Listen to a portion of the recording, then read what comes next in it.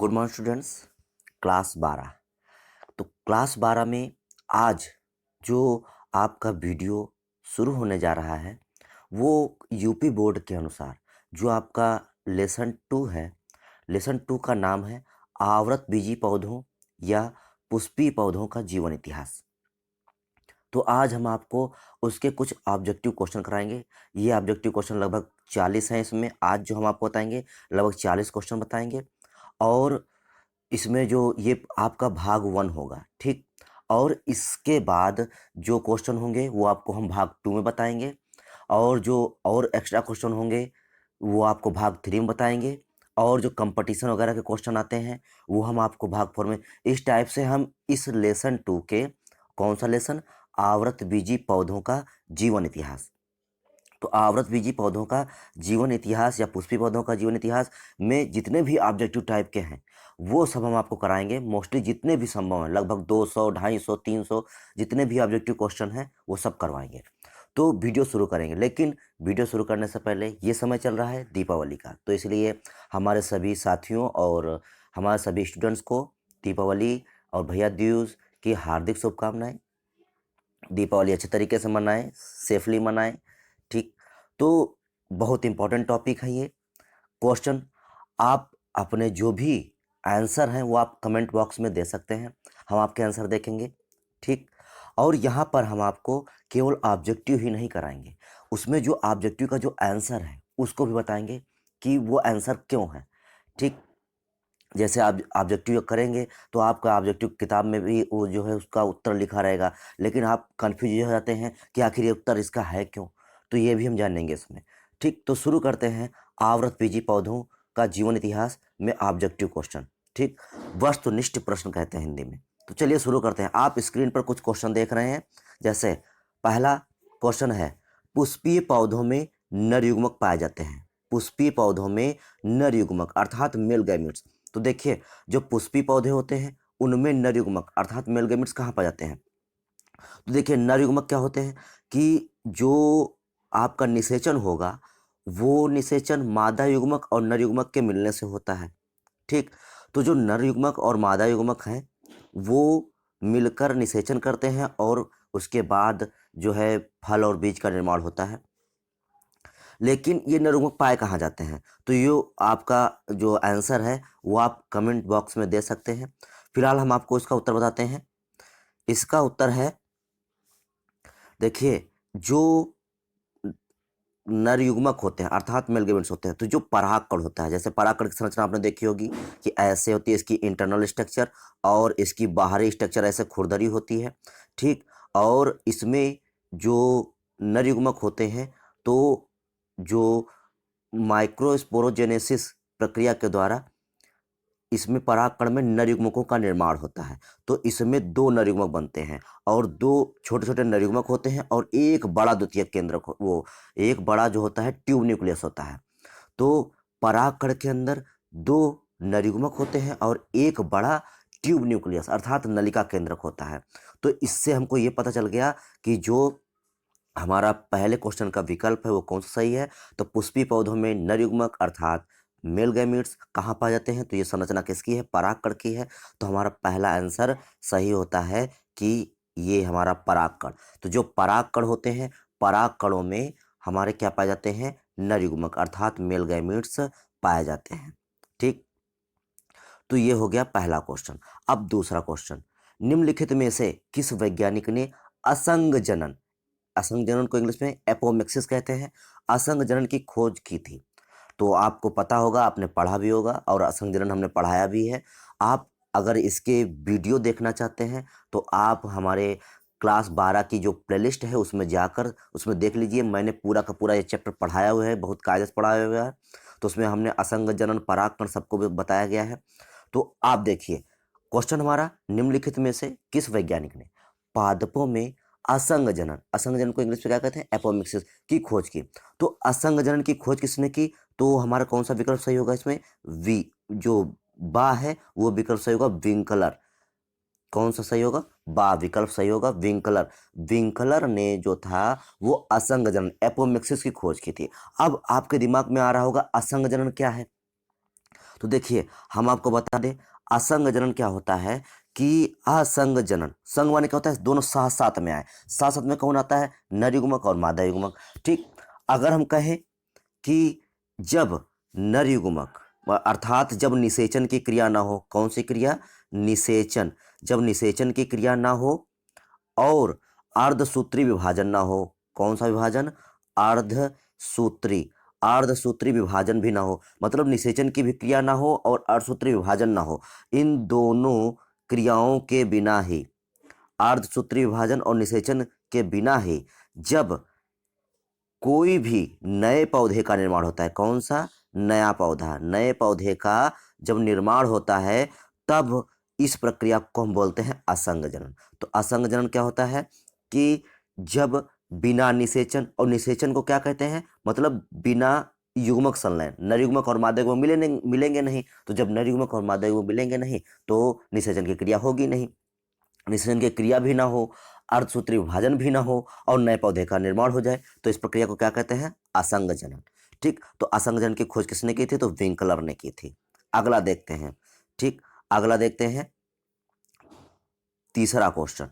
तीसरा क्वेश्चन है आपका कि पराग कोश में सबसे भीतरी स्तर टेपिटम है जिसका मुख्य कार्य होता है, मतलब जो टेपिटम स्तर होता है उसका मुख्य कार्य क्या है, जो टेपिटम स्तर होता है पराग कोश में सबसे भीतरी स्तर जो होता है वो टेपिटम स्तर होता है। तो टेपिटम स्तर का कार्य क्या होता है, देखिए टेपिटम स्तर बता दें, जैसे जो आपका पराग कोश होता है, मान लीजिए जैसे ये पराग कोश है आपका। ठीक, पराग कोश में परागधानियां होती हैं, ऐसे परागधानी है आपकी। ठीक, परागधानी के अंदर जैसे मान लेते हैं ये परागधानी है, जैसे आपको चित्र में दिखा दिया ये परागधानी है, परागधानी के अंदर स्तंभाकार कोशिकाओं का एक लेयर होता है, स्तंभाकार कोशिकाओं का एक लेयर होता है जिसको हम लोग टेपिटम लेयर बोलते हैं। ये टेपिटम लेयर परागधानी में स्तंभाकार कोशिकाएं होती हैं जिनके स्तर को टेपिटम लेयर बोला जाता है। अब टेपिटम लेयर का काम क्या है, देखिए परागधानी के अंदर परागकण भरे रहते हैं। ठीक, परागकण भरे रहते हैं, लेकिन वो परागकण खाएंगे क्या भाई, परागकण जो होगा उसको पोषण कहाँ से मिलेगा, तो यहाँ पर जो टेपिटम लेयर होती हैं वो लघु बीजाणुओं के पोषण में सहायता करती हैं। जो लघु बीजाणु, चाहे हम लघु बीजाणु कहें, चाहे हम लघु बीजाणु कहें, चाहे हम परागकण कहें, ठीक, चाहे इंग्लिश में इसे माइक्रोस्पोर कहें, परागकण, लघु बीजाणु या माइक्रोस्पोर, तीनों एक ही नाम है, तीनों एक ही नाम है, परागकण, लघु बीजाणु और माइक्रोस्पोर, तो तीनों एक ही नाम है। तो परागकणों के जो पोषण में सहायता करते हैं वो है टेपिटम लेयर।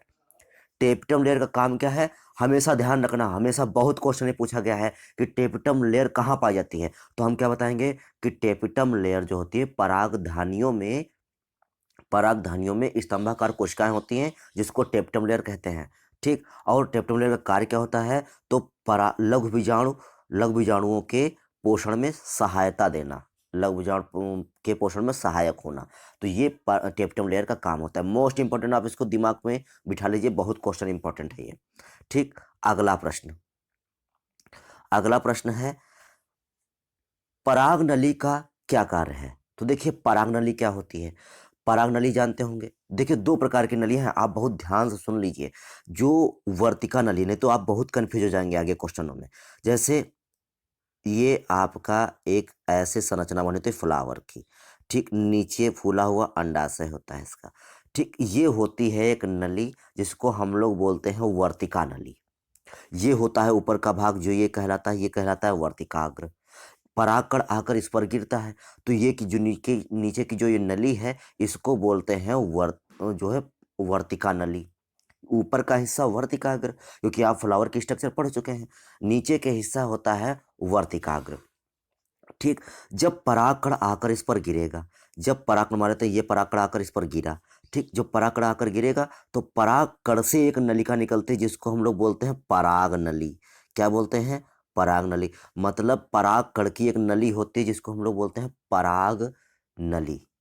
ठीक, जो परागकण से निकलती है, परागकण से जो इंटर जो एंटाइन होती है, एंटाइन से एक नली निकलती है जिसको हम लोग बोलते हैं पराग नली।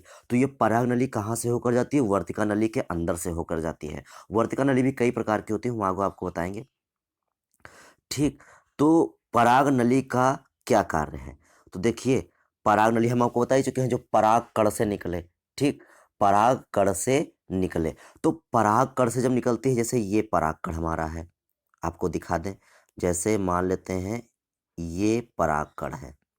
ठीक, ऐसे संरचना बनी हुई है इसकी। तो यहाँ से एक ऐसी नली निकलती है जिसको हम लोग बोलते हैं पराग नली। पराग नली में होता क्या है कि आगे एक बड़ा नलिका केंद्रक होता है और पीछे दो छोटे छोटे नरयुग्मक होते हैं। और ये क्या करते हैं, ये बीजांड में, जो बीजांड होता है, ऐसे आपने देखा होगा संरचना में, तो ये पराग नलिका बीजांड के अंदर प्रवेश करती है। तो इसका काम क्या हो गया? अब देखिए, हमने आपको पूरा बता दिया इसमें। इसका काम क्या हो गया है? पराग नली का काम, ये नर युग्मकों का वाहक है। नर युग्मकों को जो है वहां तक ले जाने का कार्य करती है। नर युग्मकों का काम क्या है कि पराग नली का कार्य क्या है कि नर युग्मकों को बीजांड के अंदर तक पहुंचा देना, अर्थात भ्रूण कोश में पहुंचा देना। कहाँ पहुंचा देना? भ्रूण कोश में पहुंचाना। ये किसका काम होता है? पराग नलिका का काम होता है। अब आगे देखते हैं। ठीक, अब आगे इसको देखें, अगला प्रश्न। निभाग पाया जाता है, निभाग अर्थात चला जा, पाया जाता है कहाँ पाया जाता है? तो देखिए, आपको बता दें कि जैसे जो हमारा भ्रूण कोश, मान लेते हैं ये भ्रूण कोश है हमारा। ठीक, आप बीजांड की संरचना तो पढ़ ही चुके होंगे, ऐसे बीजांड होता है। ठीक, तो ये हमारा भ्रूण कोश होता है। भ्रूण कोश में ये जहाँ पर जो है अध्यावरण नहीं पाए जाते हैं, इनको क्या बोलते हैं? अध्यावरण। तो यहाँ पर देखिए, ये अगला हिस्सा, यहाँ पर अध्यावरण नहीं पाए जाते हैं, इसको बोलते हैं बीजांड द्वार। और जहाँ से अध्यावरण निकलते हैं, ये वाला हिस्सा जहाँ से अध्यावरण निकलते हैं, इसको बोलते हैं निभाग, चला जा। क्या बोलते हैं इसको? निभाग। मतलब बीजांड द्वार के जो अपोजिट हिस्सा होगा उसको क्या बोलेंगे? निभाग बोलेंगे। तो निभाग कहाँ पाया जाता है?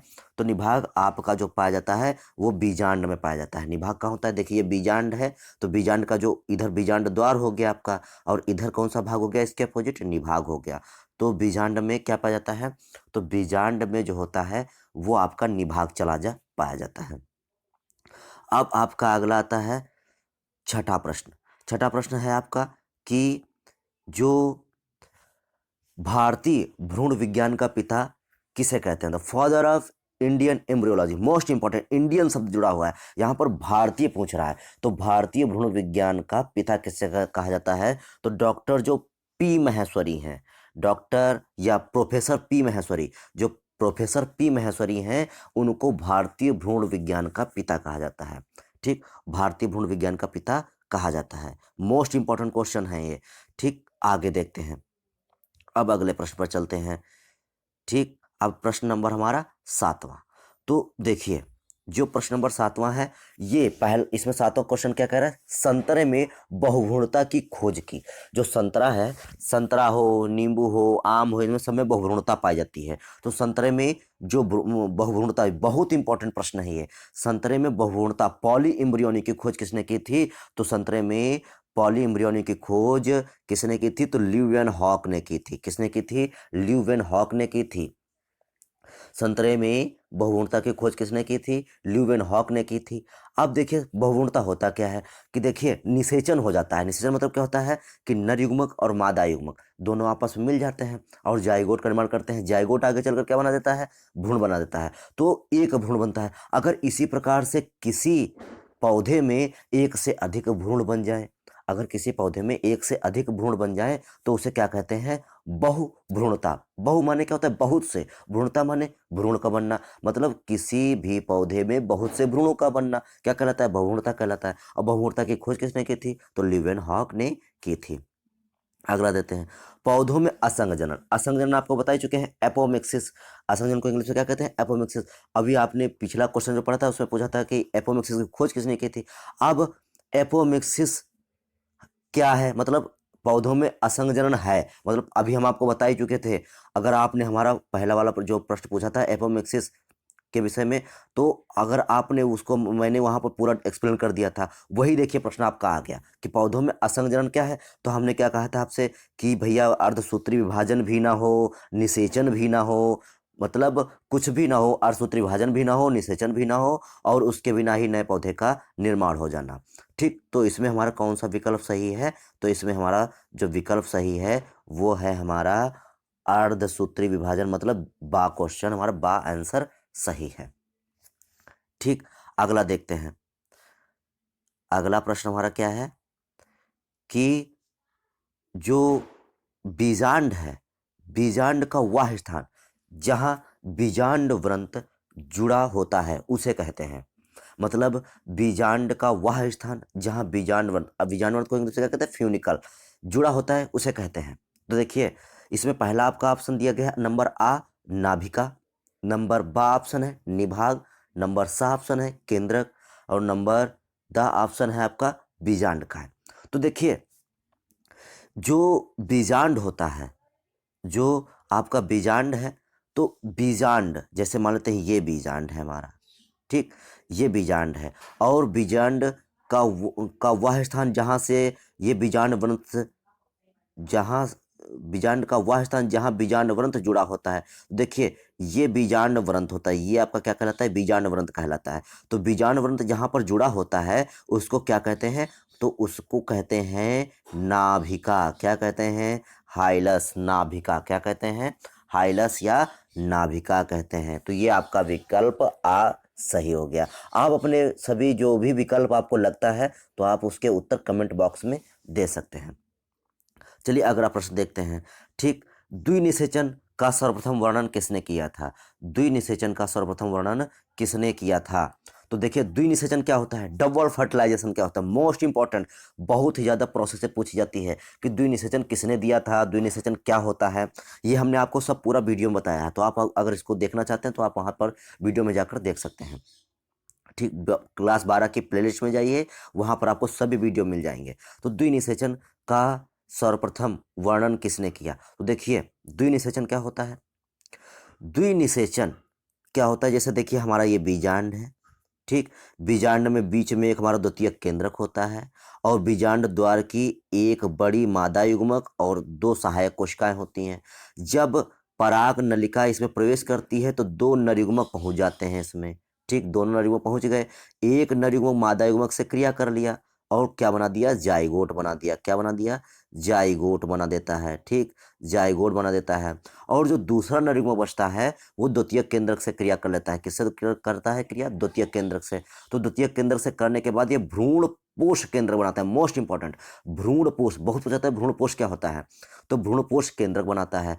तो देखिए, बीजांड में एक ही बार में दो क्रियाएं हो गई, दो निषेचन हो गया। एक नरयुग्मक मादा युग्मक के साथ क्रिया करके जाइगोट बना दिया, दूसरे नरयुग्मक ने द्वितीय केंद्र के साथ क्रिया करके भ्रूण पोष केंद्र बना, बहुत इंपॉर्टेंट, भ्रूण पोष केंद्रक बना देता है। तो जब भ्रूण पोष केंद्रक बना देता है तो इस प्रकार से बीजांड में दो बार निषेचन हो जाता है। तो इसी क्रिया को क्या कहते हैं? दोहरा निषेचन कहते हैं। तो जो द्विनिषेचन की खोज की थी, वो द्विनिषेचन की खोज किसने की थी? तो हमारा विकल्प नंबर आ है ल्यूवेनहॉक ने, नंबर बा है लैमार्क ने, नंबर सा है नवासिन ने, नंबर दा है प्रोफेसर पी महेश्वरी ने। तो आपका विकल्प, आपको कौन सा विकल्प सही लगता है इसमें, तो आप कमेंट बॉक्स में बताइए। नंबर जो 10वां प्रश्न है उसका विकल्प सही है नवासिन। कौन सा विकल्प सही है हमारा? सा विकल्प सही है नवासिन। तो जो द्विनिषेचन की खोज किसने की थी? तो नवासिन नामक वैज्ञानिक ने की थी। अब आगे देखते हैं। ठीक, अब अगला हमारा 11वां प्रश्न, इसमें पूछा जा रहा है आवृत बीजी पौधों में नर युग्मकोद्भिद को प्रदर्शित करता है। तो जो नर युग्मकोद्भिद होता है, अब देखिए नर युग्मकोद्भिद मतलब मेल गैमेटोफाइट की प्रथम कोशिका कौन होता है? तो वही प्रश्न पूछ दिया यहाँ पर। देखिए, हमने आपको पूरा बताया था वीडियो में, आवृत बीजी पौधों में नर युग्मकोद्भिद को प्रदर्शित करता है। तो हमारा विकल्प कौन सा है? युग्मनज। युग्मनज को इंग्लिश में क्या कहते हैं? जाइगोट कहते हैं। नंबर बा परागकण, परागकण को क्या कहते हैं? पॉलन ग्रेन्स या माइक्रोस्पोर। नंबर सा को क्या कहते हैं? अंड अर्थात एग। नंबर दा हमारा जो है इनमें से कोई नहीं।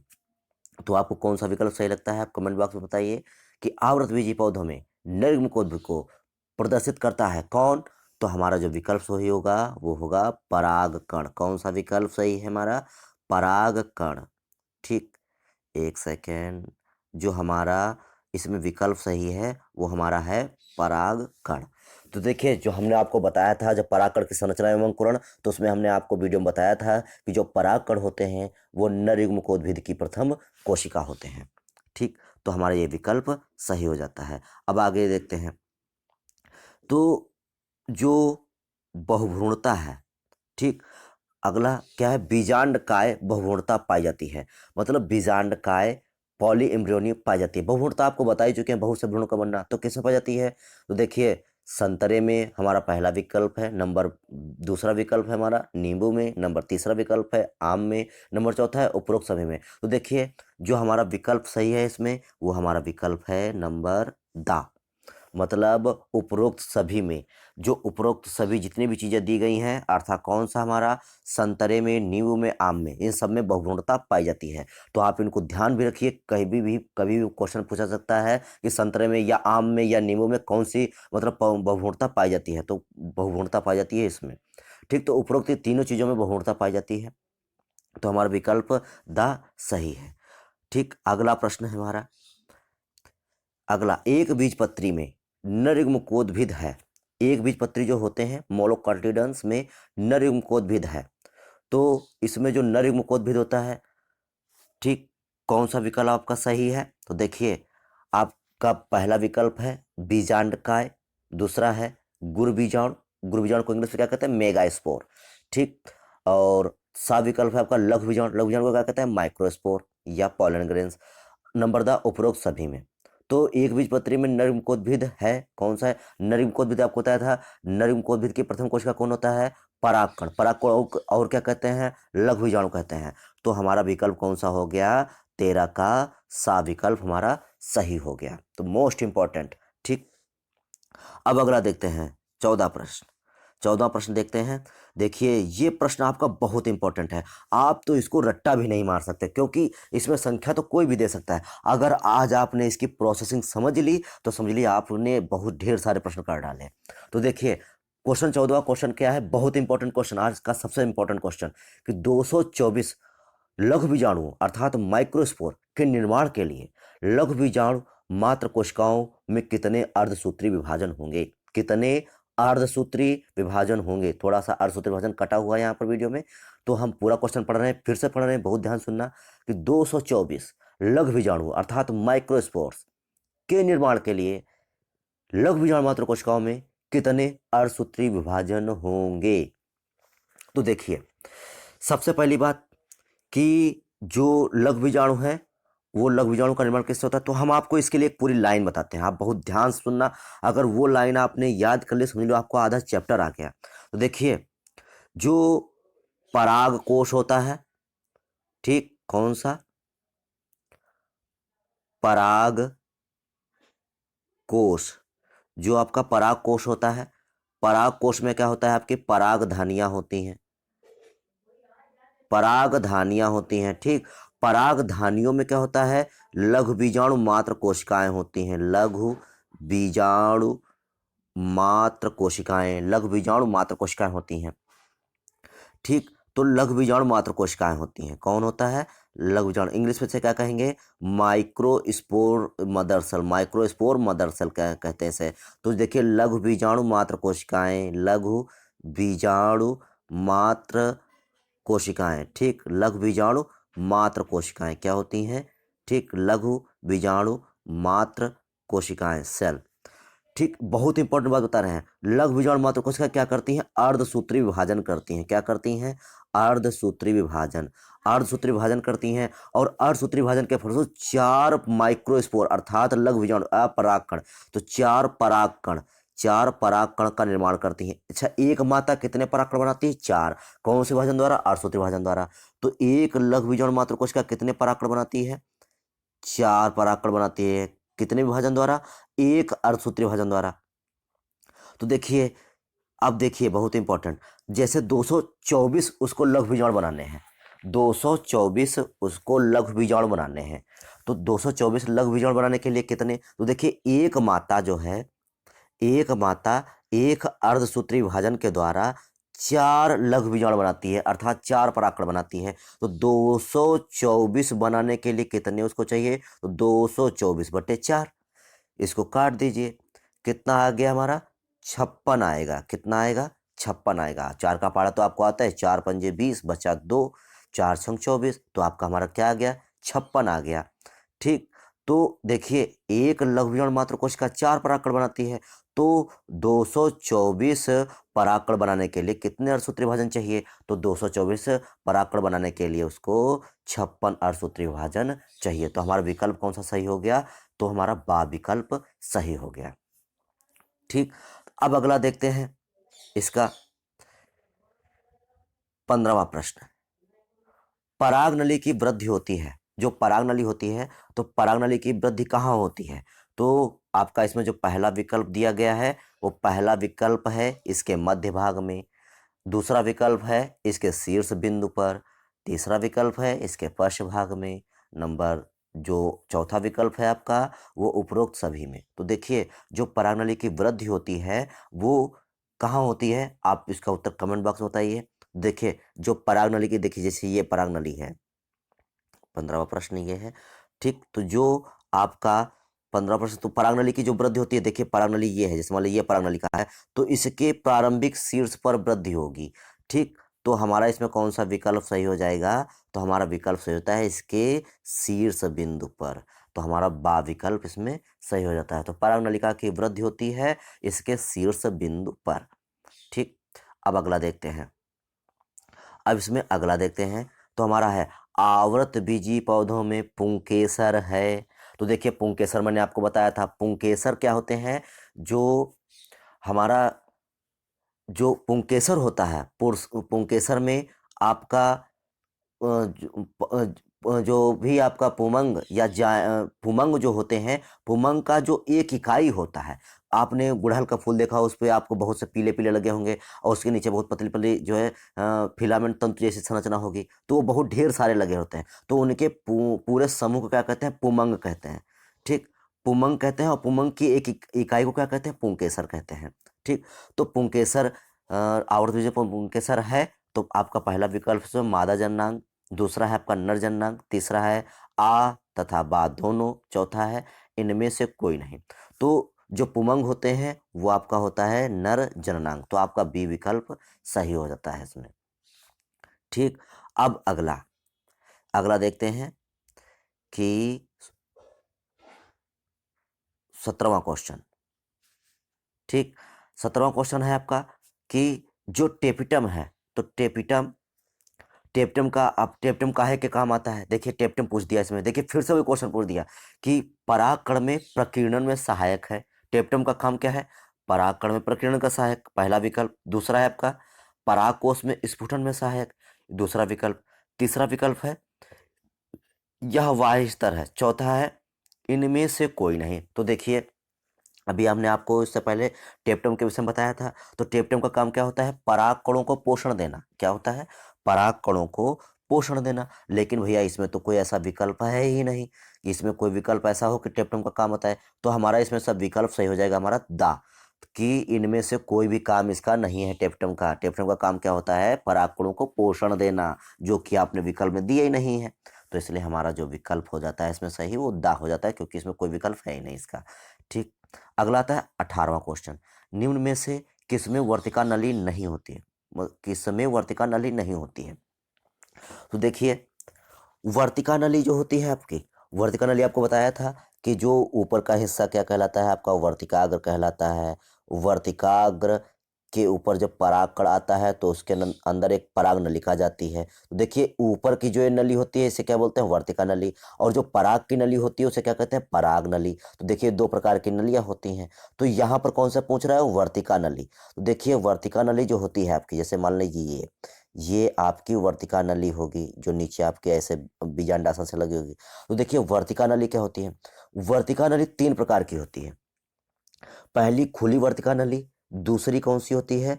आधी बंद वर्तिका नली, और तीसरी होती है बंद वर्तिका नली। 3 प्रकार की नलियां होती हैं वर्तिका नली: खुली वर्तिका नली, आधी बंद वर्तिका नली और बंद वर्तिका नली। ठीक, तो जो खुली वर्तिका नली होती है वो आपकी पैपरेशी कुल में पाई जाती है। पैपरेशी, जो पैपरेशी कुल होता है, पैपरेशी कुल, तो जो फैमिली होती है पैपरेशी, तो उसमें पाया जाता है खुली वर्तिका। और जो आधी बंद वर्तिका होती है वो आपकी कैकटेसी कुल में पाई जाती है, कैक्टस वगैरह जिसमें सभी कैक्टस आते हैं। ठीक, अगला जो आता है आपका बंद वर्तिका, तो बंद वर्तिका जो होती है वो धतूरा व कपास में पाई जाती है। ठीक, खुली वर्तिका क्या होती है, देखिए ये जो वर्तिका है ये पूरी खुली हुई है, क्योंकि इसके बीच में बिल्कुल ओपन है, पराग कण इसमें आएगा और पराग नलिका भागती हुई जो है बीजांड के अंदर प्रवेश कर जाएगी। तो इस प्रकार से जो होगा ये कहलाएगी खुली वर्तिका नली। ठीक, और आधी बंद वर्तिका नली क्या होती है कि जो भी इसमें मतलब जो भी 2-3 स्तर होते हैं तो इसमें बीच बीच में संचरण ऊतक पाया जाता है, तो इसमें थोड़ी थोड़ी गैपिंग होती है, उन्हीं गैपिंगों के द्वारा जो पराग नलिका होती है वो पहुंचती है। ठीक, ये पूरी तरीके से खुली नहीं होती है। अगला जो आता है आपका बंद वर्तिका नली। बंद वर्तिका नली आपकी बिल्कुल ठोस होती है, बिल्कुल ठोस होती है इसमें। ठीक, और इसमें जो बीच बीच में जो होता है अंतराकोशिकीय स्थान होते हैं, इसमें अंतराकोशिकीय स्थान होते हैं, उन्हीं अंतराकोशिकीय स्थानों के बीच बीच से जो पराग नलिका है वो पहुंचती है। ठीक, तो इसमें से आपके कौन सा इसमें विकल्प सही होगा, तो देखिए हमने आपको तीन वर्तिका नली बताई। खुली वर्तिका नली देखिए दिया गया है इसमें, ये पहला आपका पहला विकल्प क्या है, खुली वर्तिका नली। दूसरा आपका दिया है बंद वर्तिका नली, तो बंद वर्तिका नली भी है। ठीक, और जो इसमें अगला दिया गया है कि आपका तीसरा विकल्प दिया गया है इसमें आधी बंद वर्तिका नली। ठीक, तो आधी बंद खुली वर्तिका नली, अगला कौन सा है हम इसमें बंद वर्तिका नली, और तीसरा कौन सा है आधी बंद वर्तिका नली। तो इसमें जो आपके विकल्प दिए गए हैं वो तीनों विकल्प दिए गए हैं।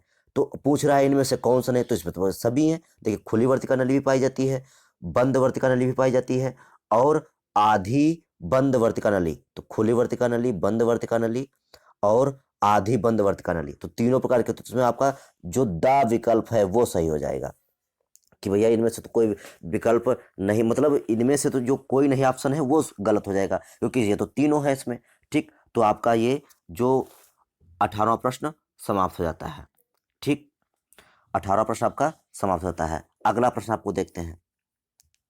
अगला प्रश्न अब आपका 19वां प्रश्न आता है। ठीक, 19वां प्रश्न है आपका कैप्सेला। कैप्सेला कैसा है, एक द्विबीजपत्री पौधा है। कैप्सेला कैसा है आपका, एक द्विबीजपत्री पौधा है। तो कैप्सेला द्विबीजपत्री पौधा है, पौधे में भ्रूण कोश में पराग नलिका का प्रवेश होता है। तो देखिए पराग नलिका का जो प्रवेश होता है वो आपको बता दें। देखिए बीजांड में, जैसे मान लेते हैं ये बीजांड है, ठीक, तो बीजांड में जो पराग नलिका होगी वो तीन तरीके से प्रवेश करेगी, तीन तरीके से प्रवेश करेगी। सबसे पहला पराग नलिका आपका बीजांड द्वार से माइक्रोपाइल से प्रवेश कर सकती है। ठीक, तो पराग नलिका बीजांड द्वार से प्रवेश कर सकती है। आपका जो आपका चलाजा होता है, देखिए बीजांड द्वार इसके अपोजिट चलाजा होता है, तो आपका चलाजा से भी जो है पराग नलिका प्रवेश कर सकती है। तो बीजांड द्वार से, ठीक, और बीजांड द्वार से, निभाग से। ठीक, तो जो आपका निभाग, निभाग मतलब चला जा, तो बीजांड द्वार से प्रवेश करती है, निभाग से प्रवेश करती है। तो और जो परागनलिका है वो अध्यावरण से भी प्रवेश कर सकती है। तो तीन प्रकार से परागनलिका प्रवेश करती है, बीजांड द्वार से, निभाग से और अध्यावरण से। तो इसको बोलते हैं बीजांड द्वारी प्रवेश। ठीक, जब परागनलिका बीजांड द्वार से प्रवेश करेगी इसको, तो जब परागनलिका बीजांड द्वार से प्रवेश करेगी तो इसे बोलेंगे बीजांड द्वारी प्रवेश। जब निभाग से प्रवेश करेगी तो उसे बोलेंगे निभागी प्रवेश, और जब अध्यावरण से प्रवेश करेगी तो उसे बोलेंगे अध्यावरणीय प्रवेश। तो इस प्रकार से आपका तीन प्रकार का जो है प्रवेश हो जाता है इसमें। ठीक, तो इसमें देखिए, तो जो आपका पूछा गया कैप्सेला, कैप्सेला जो होगा, कैप्सेला पौधे में भ्रूणकोश में परागनलिका का प्रवेश होता है। तो आपका पहला विकल्प है बीजांड द्वार भाग से, दूसरा आता है भ्रूणकोश के मध्य भाग से, नंबर तीसरा आता है निभागीय भाग से, और नंबर द आता है उपरोक्त सभी से। तो देखिए कैप्सेला जो भी हम लोग नॉर्मल पढ़ते हैं, तो जो नॉर्मल होता है वो कैप्सेला का ही पढ़ते हैं हम लोग, मतलब जो भी हमने आपको वीडियो में सब पढ़ाया है वो कैप्सेला वगैरह का ही पढ़ाया है। ठीक, तो इसमें हमारा जो विकल्प सही हो जाता है वो आपका सही होता है बीजांड द्वार से, मतलब जो बीजांड बना हुआ है तो उसके बीजांड द्वार से जो होगा वो परागनलिका प्रवेश करेगी, तो इसको बोलेंगे बीजांड द्वारी प्रवेश। तो हमारा विकल्प कौन सा सही हो जाता है? नंबर आपका आ सही हो जाता है। अब आपका अगला प्रश्न आता है 20वां प्रश्न।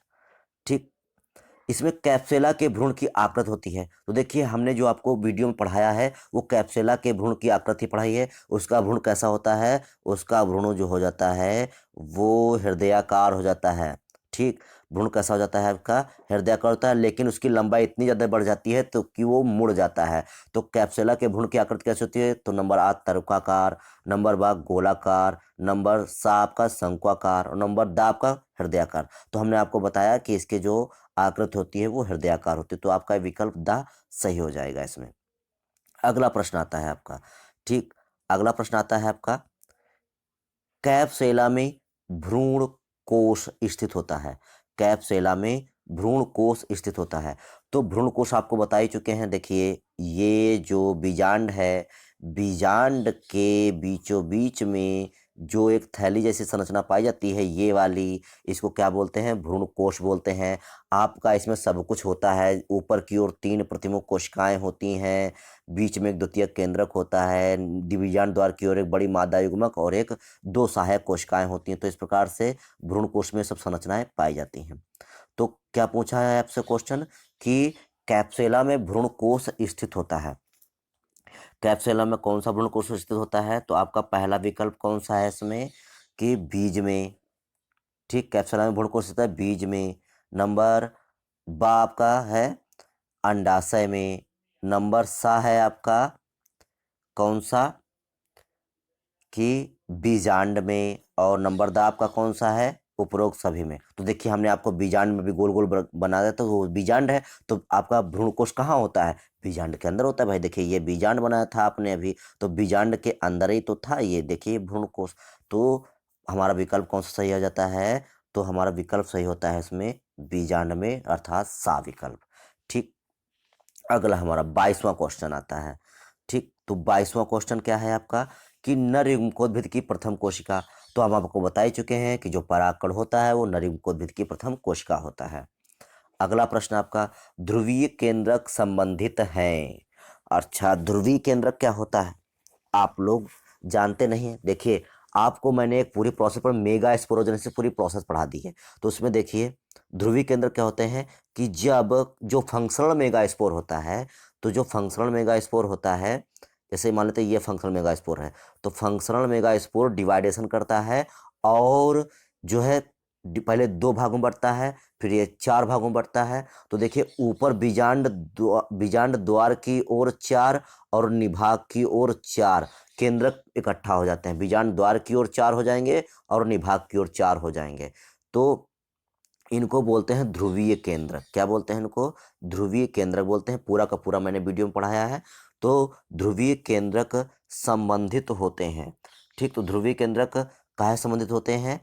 तो ध्रुवीय केंद्रक कहाँ होते हैं? भ्रूण कोश से, आपका पहला विकल्प। नंबर आपका दूसरा विकल्प है पराग नलिका से। नंबर तीसरा विकल्प है पराग कोश से। नंबर आपका जो चौथा विकल्प है भ्रूण पोष से। तो देखिए पराग नलिका से है ही नहीं, पराग कोश में हो ही नहीं सकता, परागकण बनते हैं वहां पर। भ्रूणपोष अभी बना ही नहीं है क्योंकि निषेचन होने के बाद बनता है। तो हमारा विकल्प आ इसमें सही हो जाता है भ्रूणकोश में, क्योंकि ध्रुवीय केंद्रक वहीं पर बनते हैं। ठीक, तो 23 क्वेश्चन आपके हो गए हैं। अगला आता है आपका 24वां क्वेश्चन। ठीक, 24वां क्वेश्चन क्या है? पराग नलिका का निभागीय प्रवेश पाया जाता है। पराग नलिका का निभागीय प्रवेश, अभी हम आपको पूरा पूरा बता चुके हैं कि कौन कौन से प्रवेश होते हैं। बीजांड द्वारी प्रवेश, निभागीय प्रवेश, अध्यावरणीय प्रवेश। ठीक, तो पराग नलिका का निभागीय प्रवेश पाया जाता है। तो नंबर आपका पहला विकल्प है मटर में, दूसरा है आपका कुकुरबिटा में, और नंबर तीसरा है आपका कैजुराइना में, और नंबर दा है इन सभी में। तो देखिए आप इसका उत्तर जो है कमेंट बॉक्स में दीजिए।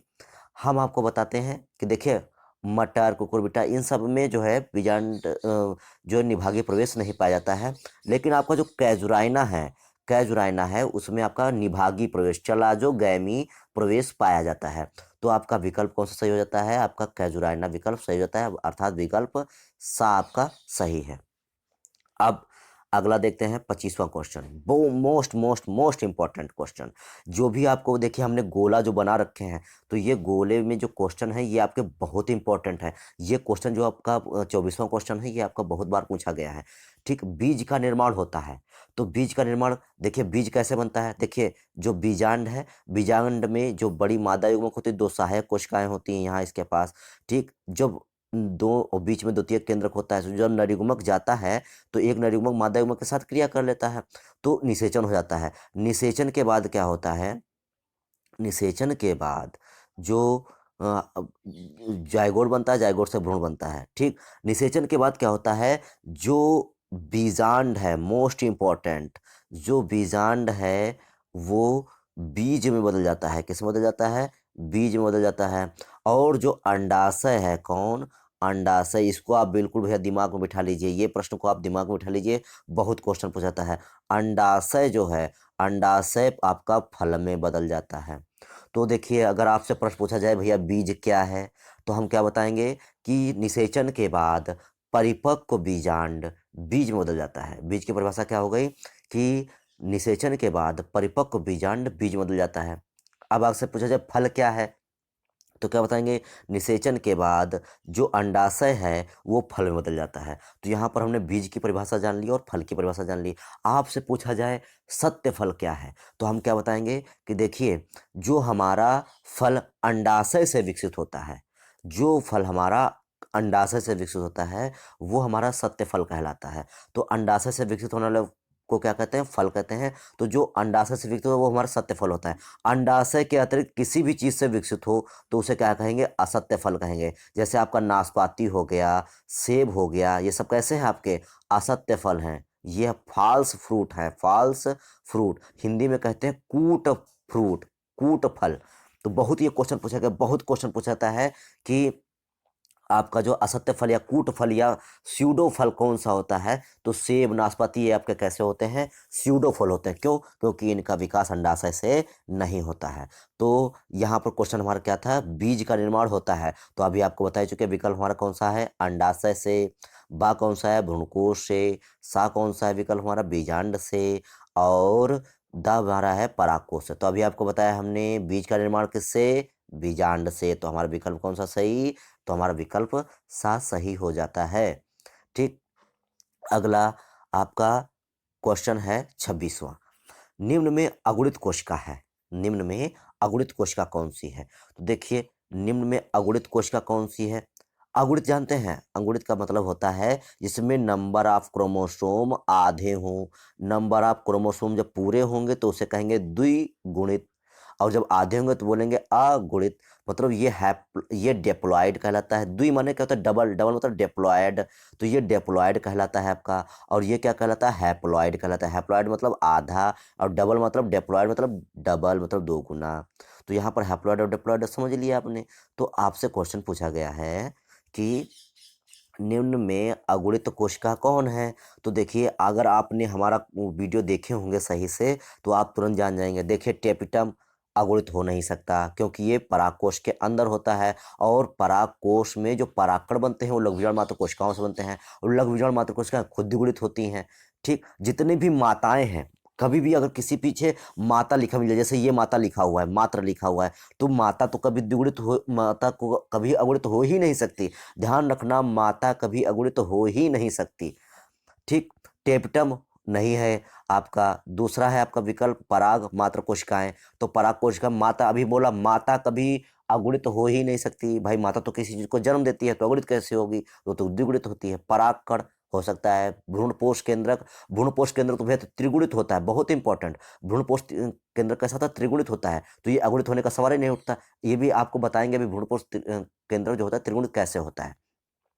तो विकल्प हमारा आ गलत है, कुछ भी मतलब ये विकल्प है नहीं हमारा। बा पराग मात्र कोशिकाएं, अभी बताया कि ये द्विगुणित होती हैं, पर टेप्टम भी द्विगुणित होती है।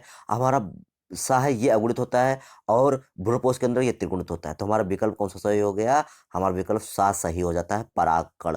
परागकण कैसा होता है, परागकण हमेशा अगुणित होता है। परागकण कैसा होता है, परागकण हमेशा अगुणित होता है। अगला जो हमारा क्वेश्चन है 27वां क्वेश्चन, 27वें क्वेश्चन का है पराग नलिका की खोज किसने की थी। तो जो पराग नलिका की खोज किसने की थी, तो हमारा पहला विकल्प है नवासिन ने। ठीक, कौन सा वैज्ञानिक, नवासिन ने। अगला है हाफ मिस्टर ने। दूसरा विकल्प में कौन सा है, हाफ मिस्टर ने। तीसरा विकल्प कौन सा है, स्ट्रॉस बर्गर ने। चौथा विकल्प कौन सा है हमारा, एमिसी ने।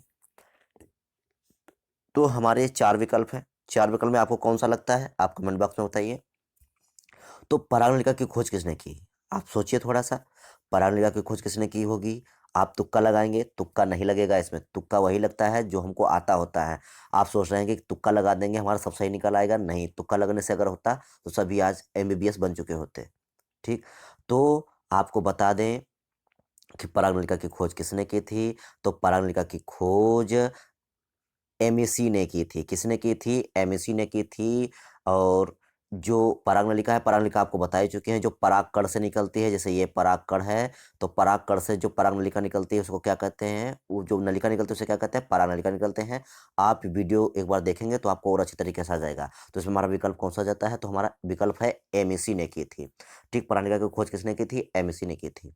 अगला विकल्प, अगला क्वेश्चन हमारा है आवृतबीजी पौधों का बीजांड समतुल्य है।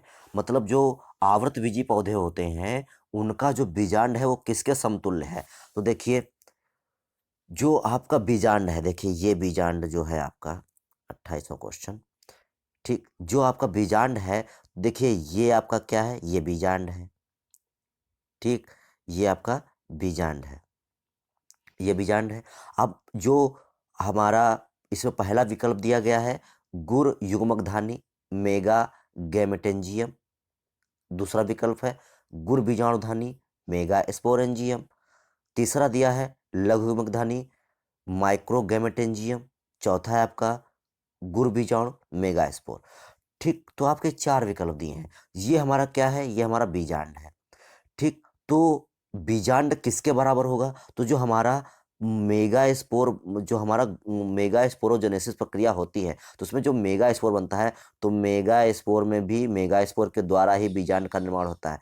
तो यहाँ पर हमारा जो विकल्प होगा, ये देखिए ये मेगा स्पोर बन जाता है और ये बीजांड बनता है, तो देखिए दोनों एक ही जैसे हैं। तो ये किसके बराबर हो जाएगा हमारा, तो हमारा विकल्प इसमें सही होगा नंबर बी, मतलब नंबर बा हमारा सही हो जाएगा गुर बीजाणु धानी के।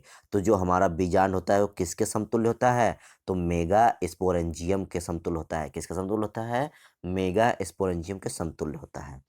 ठीक, अब अगला देखते हैं 29वां प्रश्न। 29वां प्रश्न आपका क्या है, 29वां प्रश्न है आपका वनस्पति विज्ञान की वह शाखा जिसमें परागकणों की संरचना का अध्ययन किया जाता है कहते हैं। मतलब परागकणों, परागकणों का अध्ययन किसके अंतर्गत करते हैं, कौन सी शाखा है, विज्ञान की, वनस्पति विज्ञान की कौन सी शाखा है। तो आपका पहला विकल्प दिया है जीवाश्म वनस्पति विज्ञान। दूसरा आपका दिया गया है फल संवर्धन।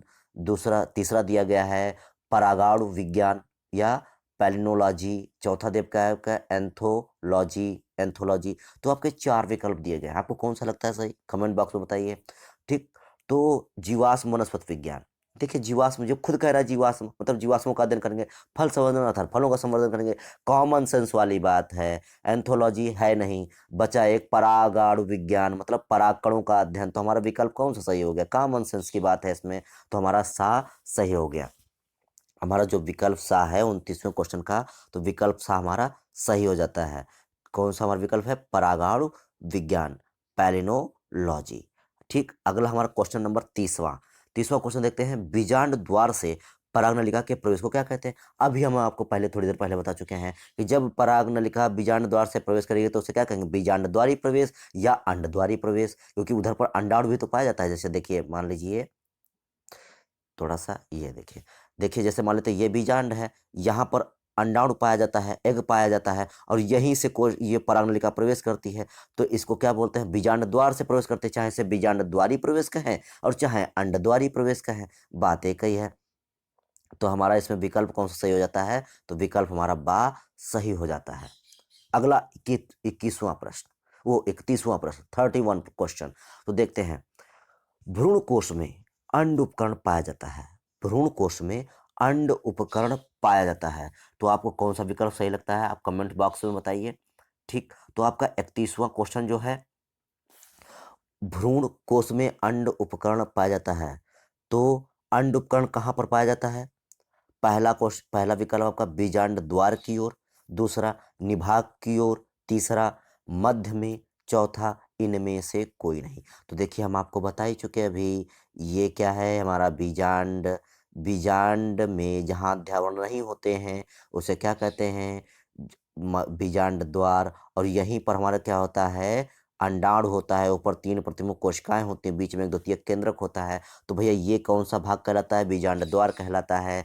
बीजांड द्वार के पास में ही कौन सा है हमारा?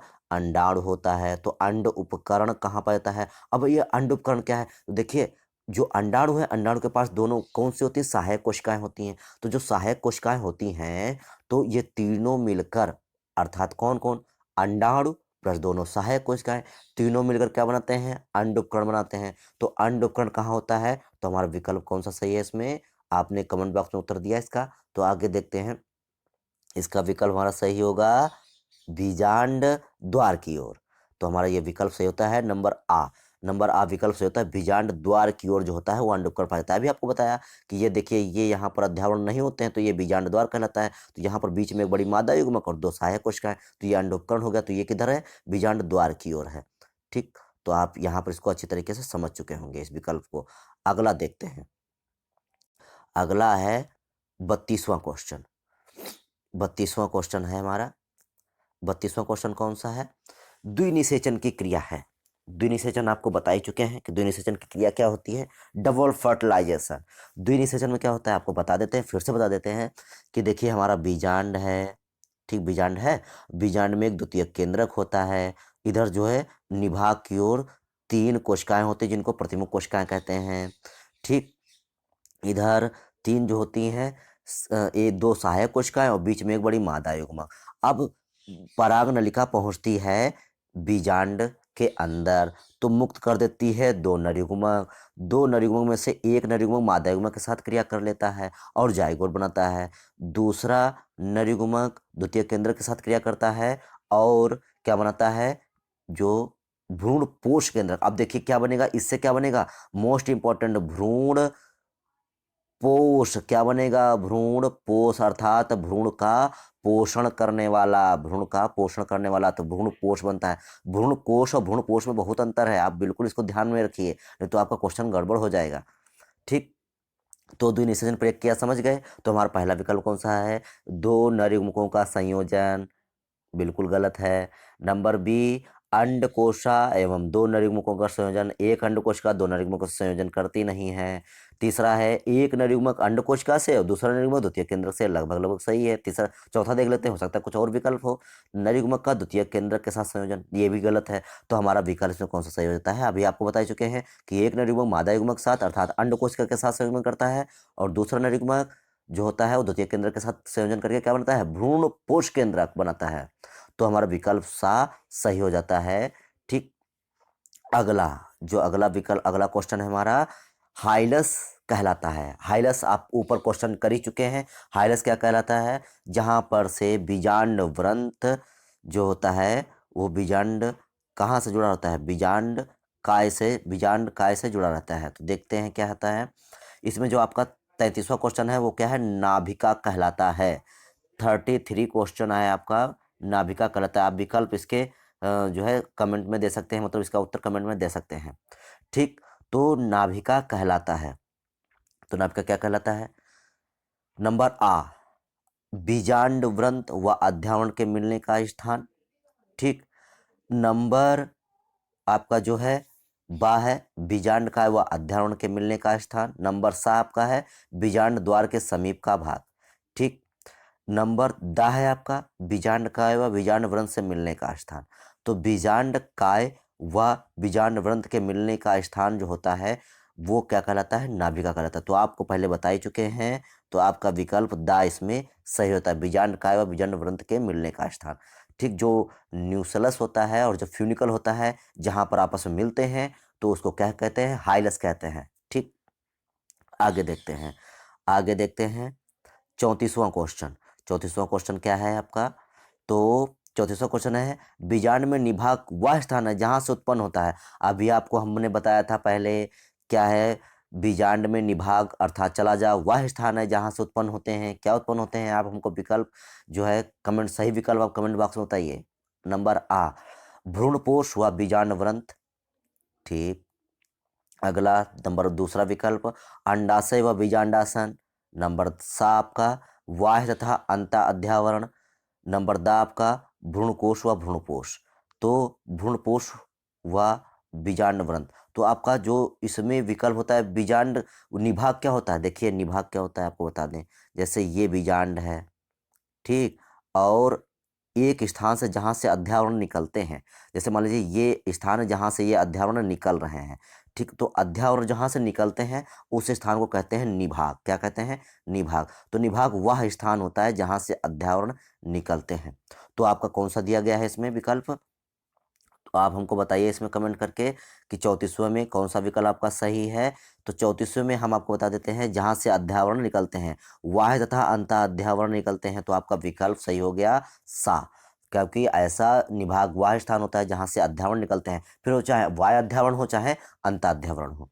ठीक, तो आपका 34वां क्वेश्चन सही हो गया। अब आपका 35वां क्वेश्चन आता है बीजांड में अर्धसूत्री विभाजन होता है। तो हमने क्या बताया था आपको? बीजांड में जो अर्धसूत्री विभाजन होता है कहाँ होता है? पहला क्वेश्चन, पहला विकल्प आपका क्या दिया गया है? बीजांड काय में। ठीक। अगला क्वेश्चन, अगला विकल्प क्या है आपका? कि जो गुर बीजाणु में, मेगास्पोर में। तीसरा है गुर बीजाणु मात्र कोशिका में, मेगास्पोर मदर सेल। चौथा आपका विकल्प है बीजांड व्रंत में। तो आपको कौन सा विकल्प सही लगता है? आप अब बताइए। हम आपको बता ही चुके हैं, आप जाकर अब मेगास्पोरोजेनेसिस पूरी प्रक्रिया पढ़ सकते हैं हमारे वीडियो से। ठीक, तो इसमें आपका जो विकल्प सही होगा वो आपका होगा विकल्प सा, गुर बीजाणु मात्र कोशिका। क्योंकि जो गुर बीजाणु मात्र कोशिका होती है वो अर्धसूत्री विभाजन द्वारा चार जो है चार केंद्रकों का निर्माण करती है। ठीक, उसमें से 3 नष्ट हो जाते हैं, एक बचता है। ठीक, 4 कोशिकाओं का निर्माण करती है। जो गुर बीजाणु मात्र कोशिका होती है 4 कोशिकाओं का निर्माण करती है, ठीक, अर्धसूत्री विभाजन के द्वारा। ठीक, तो ये हो गया आपका 35वां क्वेश्चन।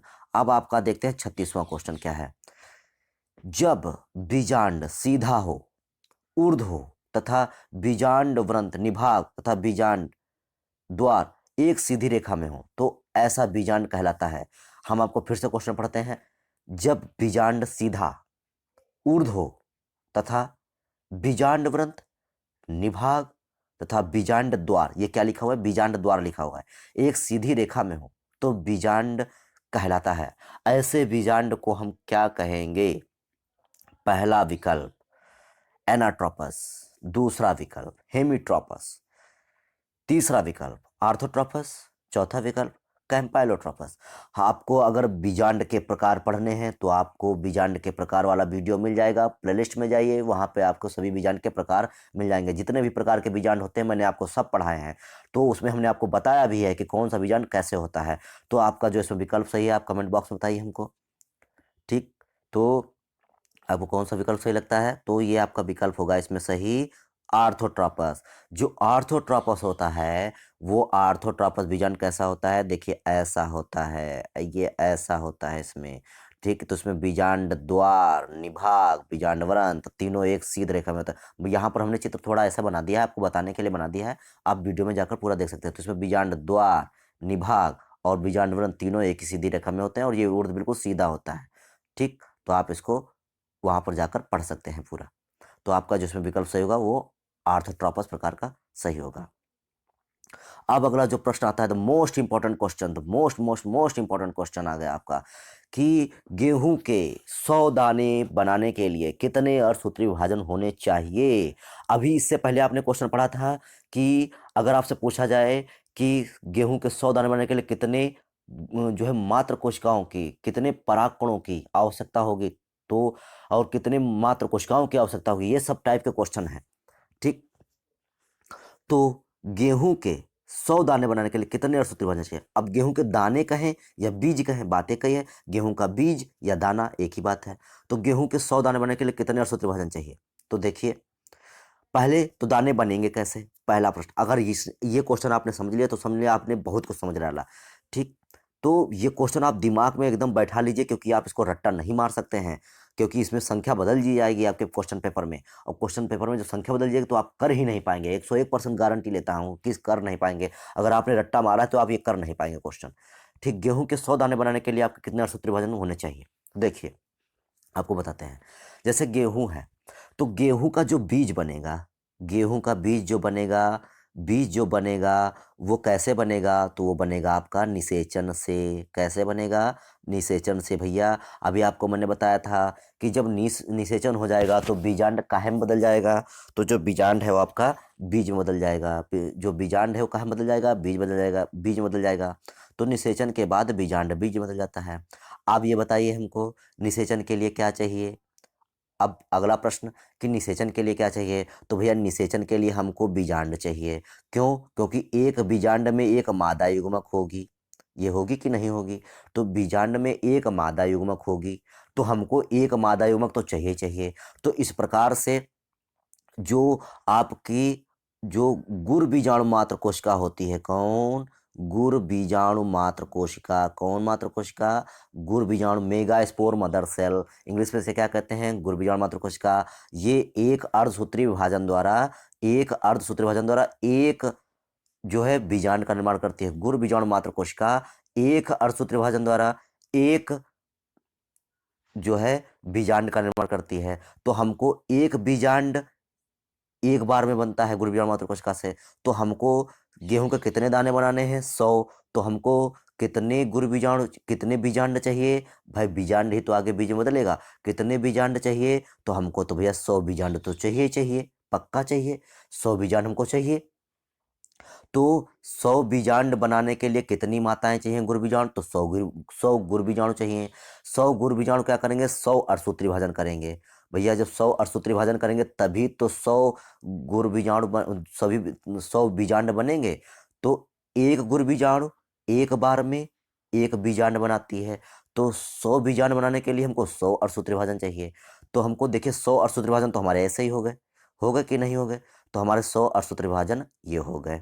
लेकिन अभी निषेचन नहीं हुआ, अभी तो हमको मादा युग्मक प्राप्त हुआ। देखिए मादा युग्मक हमको मिल गया कि नहीं मिल गया? तो ये हमारा मादा युग्मक हमको मिल गया, ये मादा युग्मक हमको मिल गया। अभी हमको यहाँ पर हमने 100 विभाजन करा लिया, हमारे पास 100 ऐसे बन गए हैं। लेकिन भैया निषेचन के लिए और क्या चाहिए? मादा युग्मक तो है, अभी नर युग्मक कहाँ है हमारे पास? तो नर युग्मक तो हमको मिला नहीं, अभी हमको नर युग्मक भी चाहिए। तो नर युग्मक कौन बनाएगा? तो नर युग्मक कौन बनाता है? लघु बीजाणु मात्र कोशिका। गुर बीजाणु कौन बनता है? गुर बीजाणु मात्र कोशिका। लघु बीजाणु कौन बनता है? तो लघु बीजाणु मात्र कोशिका। लघु बीजाणु मात्र कोशिका। तो जो लघु बीजाणु मात्र कोशिका होती है वो एक अर्धसूत्री विभाजन द्वारा 4 परागकण बनाती है। 4 परागकण बनाती है। तो अच्छा बताइए 100 परागकण बनाने के लिए कितने? तो 100 बनाने के लिए कितना चाहिए? तो 4 से भाग कर देंगे। तो हमको कितनी माताएं चाहिए? 4। अब बात समझे नहीं होंगे। देखिए एक माता 4 को जन्म दे रही है, तो 100 को जन्म देने के लिए कितनी माताएं चाहिए? भैया एक माता जब 4 को जन्म दे रही है तो 100 बच्चों को जन्म देने के लिए कितनी माताएं चाहिए? 25 चाहिए। भाई 25 माताएं होंगी, 100 बच्चों का जन्म हो जाएगा, सीधी सी बात है। तो देखिए हमको तो 25 माताएं ये चाहिए, मतलब हमको 25 अर्थसूत्री भाजन और कराने पड़ेंगे। तो देखिए अब हम 25 अर्थसूत्री भाजन कराएंगे। 25 अर्थसूत्री भाजन करा लिए, 25 अर्थसूत्री भाजन ये करा लिए, और 25 अर्थसूत्री भाजन कराने से क्या हो गया? हमको 100 परागकण मिल गया। 25 अर्थसूत्री भाजन से 100 परागकण मिल गया, 100 बीजांड मिल गया, 100 परागकण मिल गया। ठीक, 100 बीजांड 100 परागकण दोनों का निषेचन करा दिया और 100 बीज बना दिए। कितने बीज बना दिए? 100 बीज बना दिए हमने। 100 बीज हमारे कंप्लीट हो गए। अब देखिए 100 बीज बन गए, लेकिन यहाँ पर हमको अर्थसूत्री भाजन कितने कराने पड़े? 100 बीज बनाने के लिए 25 तो ये कराने पड़े। 25 अर्थसूत्री भाजन तो ये लघु बीजाणु मात्र कोशिकाओं ने कर डाले, और 100 किसने कर डाले? गुरु बीजाणु मात्र कोशिका ने। तो 100 और 25 मिलाकर कितना हो गया? टोटल कितना हो गया? 125। तो क्या हमारे कोई विकल्प में 125 दिया गया है? अगर आपने इसको समझ लिया तो समझ लीजिए बहुत कुछ आपने समझ लिया, नहीं तो आपको फिर ये क्वेश्चन नहीं आएगा। तो देखिए पहला विकल्प 100 दिया गया है, दूसरा 50 दिया गया है, सा आपका 125 दिया गया है, दा आपका 25 दिया गया है। तो हमारा विकल्प कौन सा सही होगा? 125। 125 कैसे आया मैंने आपको बता दिया कि जो लग गुर बीजाणु मात्र कोशिका थी वो एक विभाजन करके एक बीजांड बनाएगी और एक बीजांड में एक मादा युग्मक होगी। तो 100 तो पक्का ये हो गए हमारे। बस अभी हमको भैया परागकण चाहिए 100। 100 परागकण बनाने के लिए कितनी माताएं चाहिए? 25 चाहिए। क्यों? क्योंकि एक माता तो 4 बच्चों को या 4 परागकणों को जन्म देती है, तो 4 परागकणों को उन्होंने जन्म दे दिया। इस प्रकार से 25 माताओं ने 100 परागकण बना डाले। तो 25 ने 100 बना दिए, मगर 25 अर्धसूत्री विभाजन तो हो गए, तो 25 वो हो गए, 100 ये हो गए, 25 और 100 मिलाकर 125 हो गए। तो हमारा विकल्प इसमें सा सही हो जाता है। अगला, भ्रूण पोष होता है। 38वां क्वेश्चन हमारा कौन सा है? भ्रूण पोष होता है। Most most most important. भ्रूण पोष कैसा होता है आपको आपको बता देते हैं अभी। तो देखिए भ्रूण पोष कैसा होता है। देखिए बीजांड तो हम आपको जान ही चुके हैं, द्विनिषेचन भी जान चुके हैं, एक मादा युग्मक होगी, ठीक, और उधर 3 प्रतिमुख कोशिकाएं होंगी, उनका कोई काम ही नहीं है, ठीक। बीच में द्वितीयक केंद्रक होता है। जो परागकण पहुंचता है यहाँ पर, तो 2 परागकण पहुंचे, एक ने मादा युग्मक के साथ क्रिया करके क्या बना दिया? 2n जाइगोट बना दिया। 2n जाइगोट बना दिया। इसका क्या है? ये तो सतनिषेचन हो गया। लेकिन अभी हमारा एक नर युग्मक बचा हुआ है, ये वाला, ठीक। तो ये वाला जो नर युग्मक बचा हुआ है ये द्वितीयक केंद्रक के साथ, और द्वितीयक केंद्रक बचा हमारा कैसा कैसा होता है? 2n होता है। द्वितीयक केंद्रक हमारा कैसा होता है? 2n होता है। कैसे बनता है ये मैंने आपको बताया था वीडियो में। तो यह द्वितीयक केंद्रक हमारा कैसा होता है? 2n होता है। इसके साथ हम एक नर युग्मक और मिला दें तो 2n और 1n कितना हो गया हमारा?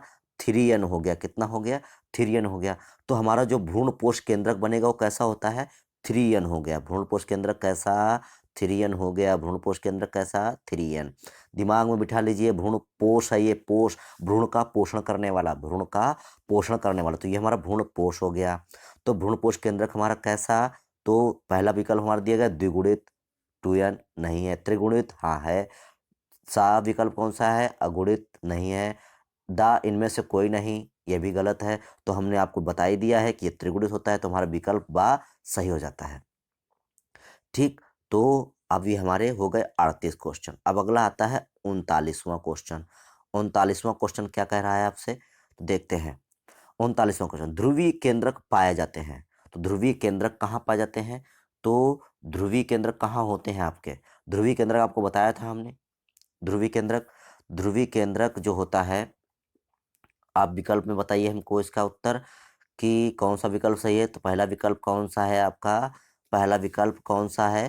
पराग नलिका में, दूसरा परागकोश में, तीसरा भ्रूणपोष में, चौथा निभाग में। तो देखिए ध्रुवीय केंद्र कहाँ पाए जाते हैं? तो देखिए हमने आपको बताया था ये भ्रूणकोश होता है। देखिए भ्रूणपोष अलग है, भ्रूणकोश, ये जो कोश, कोश माने कोठरी, कोठरी, कोठरी जानते हैं? तो ये कोठरी है आपकी, और पोष माने क्या होता है? भ्रूण का पोषण करने वाला। तो आप इसको दिमाग में बिठा के रखिए, नहीं तो गड़बड़ हो जाएगा। भ्रूण ध्रुवीय केंद्रक पाए जाते हैं, तो पराग नलिका में हो ही नहीं सकता। भ्रूण कोश में, हाँ इसमें हो सकता है। भ्रूण पोष में, पोष बता ही चुके हैं आपको, भ्रूण कोश भ्रूण पोष बता ही चुके हैं, निभाग में नहीं हो सकता। तो ये भ्रूण कोश होता है, और यहाँ पर ये देखिए 4 केंद्रक यहाँ पर होते हैं और 4 केंद्रक यहाँ पर होते हैं। तो इस प्रकार से इनको बोलते हैं ध्रुवीय केंद्रक। क्या बोलते हैं? ध्रुवीय केंद्रक। तो ये कहाँ होते हैं? भ्रूण कोश में होते हैं। कहाँ होते हैं? भ्रूण कोश में होते हैं। तो ये हमारा विकल्प बा इसमें सही हो गया। अगला 40वां क्वेश्चन। 40वां क्वेश्चन कौन सा होता है? 40वां क्वेश्चन कौन सा है? जब बीजांड बीजांड वृंत पर समकोण पर मुड़ा होता है, तो इस प्रकार के बीजांड को कहते हैं। जब बीजांड, हमें आपको बता चुके हैं, बहुत क्वेश्चन आते हैं, आप इसको जाकर वीडियो में पढ़ लीजिए। जो 40वां क्वेश्चन है आपका, वो आपका कौन सा है कि जो जब बीजांड बीजांड वृंत पर समकोण पर अर्थात 90 अंश के कोण पर मिला हो, 90 अंश के कोण पर मिला हो, 90 अंश कोण पर मुड़ा हो, क्या हो? मुड़ा हो, तो जो बीजांड के इस प्रकार को कहते हैं। तो देखिए ये कैसा होता है? ये भैया ऐसा होता है, ऐसा बना होता है। इसमें आपने देखा होगा, हमने आपको चित्र बना, देखिए ये 90 अंश का कोण बनाता है। तो ऐसा बीजांड कौन सा होता है? आप विकल्प में बताइए। तो देखिए आपका पहला दिया गया है हेमीट्रोपस, दूसरा दिया गया है एम्फीट्रोपस, तीसरा है आपका एनाट्रोपस, चौथा है आपका कैंपाइलोट्रोपस। तो आपका विकल्प कौन सा सही होगा? जो है आप कमेंट बॉक्स में बताइए।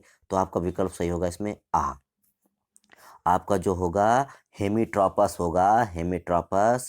वो हेमिट्रोपस आपका जो होता है उसका जो बीजांडवृंत होता है समकोण पर मुड़ा होता है। ठीक, तो आपका ये हो गया आपका 40वां क्वेश्चन। अब आपका है 41वां क्वेश्चन। ठीक, 41वां क्वेश्चन देखते हैं। 41वां क्वेश्चन क्या कहता है आपका कि द्वितीयक केंद्रक का निर्माण होता है। द्वितीयक केंद्रक का निर्माण कैसे होता है आपको बता ही चुके हैं। जैसे देखिए चार, देखिए ऊपर बीजांड निभाग की ओर चार होते हैं जो केंद्रक, और बीजांड द्वार की ओर चार केंद्रक होते हैं। तो इनमें से क्या होता है कि बीजांड द्वार की ओर से एक और निभाग की ओर से एक केंद्रक दोनों आ जाते हैं और दोनों आकर आपस में मिल जाते हैं। मिलने से क्या होता है, ये द्वितीयक केंद्रक सेकेंडरी न्यूक्लियस का 2n का निर्माण कर देते हैं। तो इस प्रकार से आपको द्वितीयक केंद्रक का निर्माण हो जाता है। ये सब मैंने आपको पूरे वीडियो में बताया, मेगा स्पोरोजेनेसिस, माइक्रो स्पोरोजेनेसिस सब बताया है आपको। ठीक, तो द्वितीयक केंद्रक का निर्माण कैसे होता है, तो आपका विकल्प पहला है दो नरीमुखों के संयोजन से। ठीक, बी आपका दूसरा विकल्प कौन सा है, दो ध्रुवों के, दो ध्रुवीय केंद्रकों के संयोजन से। तीसरा आपका कौन सा है, नर युग्मक व मादा युग्मक के संयोजन से। ठीक, और आपका जो चौथा विकल्प है नर युग्मक व ध्रुवीय केंद्रक के संयोजन से। तो अभी आपको बताया कि जो साइड के जो ध्रुवीय केंद्रक होते हैं वो आकर आपस बीच में आकर मिलते हैं, जिससे क्या बनता है, द्वितीयक केंद्रक बनता है। तो आपका विकल्प कौन सा सही हो गया, दो ध्रुवीय केंद्रकों के संयोजन से। तो आपका बा विकल्प सही हो जाता है।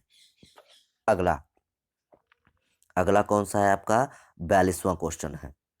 तो जो 42वां क्वेश्चन दिया गया है वो क्या है, खुली वर्तिका, खुली वर्तिका अर्थात ओपन स्टाइल पाई जाती है। जो खुली वर्तिका होती है वो किसमें पाई जाती है, अभी आपको हमने तीन बताए थे। खुली वर्तिका किसमें पाई जाती है, तो आपका इसमें विकल्प दिया गया पहला कैक्टेसी कुल में, नंबर बा पेपरेशी कुल में, पेपरेशी कुल में, और आपका तीसरा विकल्प है मालवेशी कुल में, और आपका जो दा आता है उनमें से किसी में नहीं। तो आपको कौन सा विकल्प सही लगता है आप कमेंट में बताइए।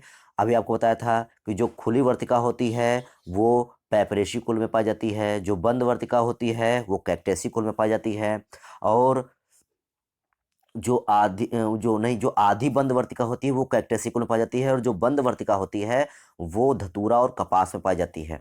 ठीक, तो इस प्रकार से आपका जो विकल्प है उसमें कौन सा सही हो जाता है, आपका आपका जो बा विकल्प है वो सही हो जाता है पेपरेशी कुल में। कौन सा विकल्प आपका, बा विकल्प आपका सही होता है। तो इस प्रकार से आपके 40 क्वेश्चन कंप्लीट होते हैं। उम्मीद है कि ये क्वेश्चन आपको समझ में आए होंगे। तो आप इसको क्वेश्चनों को बहुत अच्छे तरीके, बहुत ही इंपॉर्टेंट क्वेश्चन है और बहुत ही ज़्यादा पूछे जाते हैं। तो आज के लिए केवल इतना ही, बाकी नेक्स्ट वीडियो में, तब तक के लिए जय हिंद।